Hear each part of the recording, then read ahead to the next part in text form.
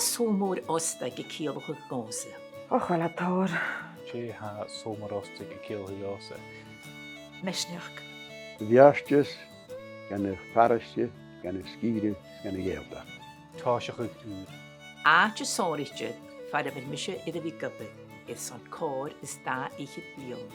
Áte lé agus coram an sáirite. Colm canicha gur cawlchan. Colm yn hyf canan, cwltar agus ceol. Dúine gasta.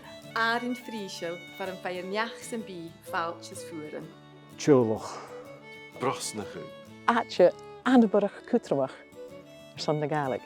Channe bhain canan a chuir dúlachas cúteach.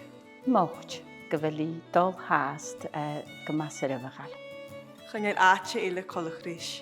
Sabhal Mòr Ostaig, ún de bhíarbal yn tŵri.